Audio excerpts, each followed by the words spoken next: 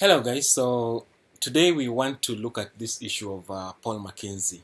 And if you've been watching the news of late, you see this guy that led the church members to a prayer center in Kilifi. Actually, it was a point where they wanted to pray and fast to meet Jesus. From the news and from what we get. So personally, I was not there. And of course, you never can depend on third sources or second sources. Sometimes it is good to just get these things firsthand. But of course, there's some takeaways that you can pick from the entire unfolding of events that happened there. As at 21st April, yesterday that is, the media brought out 58 more graves that were unraveled from the entire process, the same spot where they went to pray. These guys prayed and fasted and they died. Some have been rescued and others have literally died. Now, my main point of concern is this. Why? Why would somebody pray and fast and die? You see, some of the main reasons that we are facing as maybe believers, it's because we don't listen to the voice of God.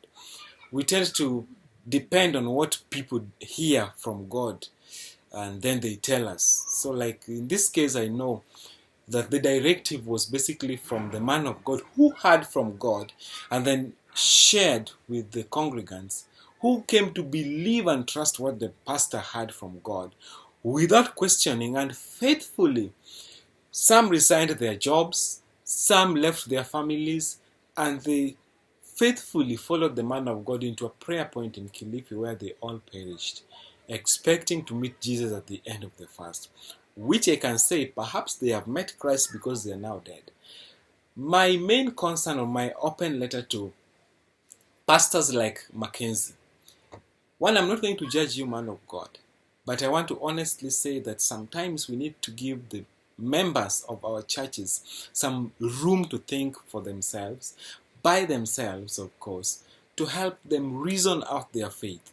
You see, we know that the days are evil, and we also understand the church and the way things are, it's not really coming out nicely because the days are evil and the devil can do anything to win over the church. And some of these things will scare people away from Christ, from believing, and they kind of even blackmail the name of God. Sometimes as a man of God, you might want to do things honestly and maybe sincerely. You want men to follow after the heart of God. But the bigger question is this: who gave you the voice? Whose voice did you hear?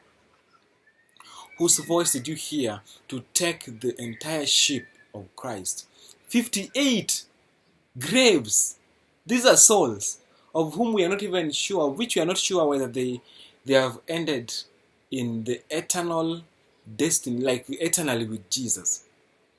Some of them were desperate following after you. And some of them, just like others, desperate following after the men of God, miracles and all these things.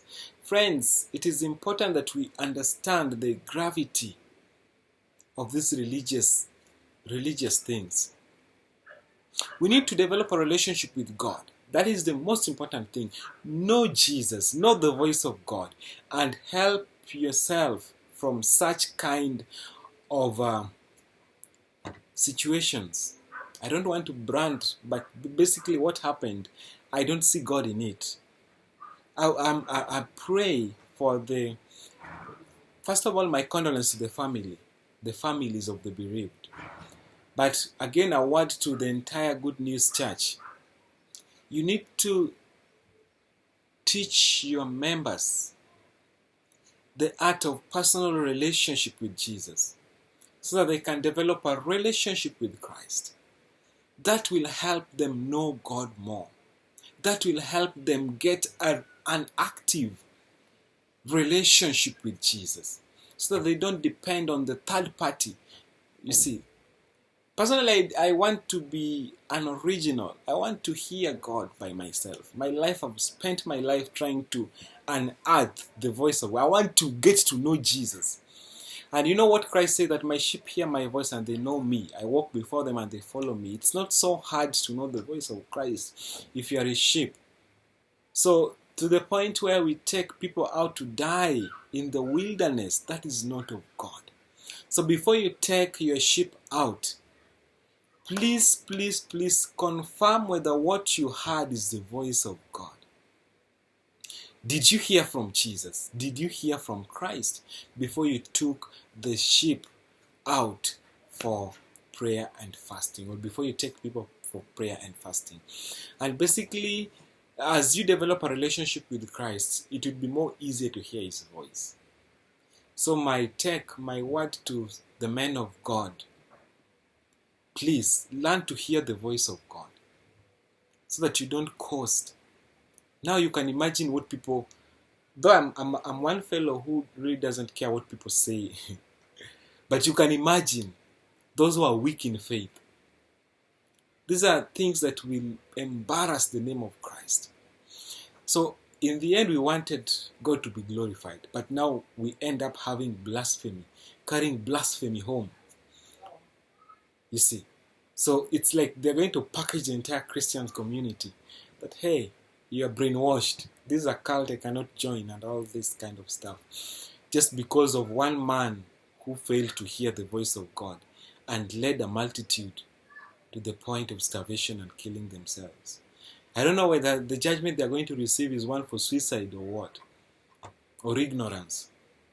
But the truth is, we need to hear from God, and we need to develop a relationship with Jesus, personal relationship with Christ.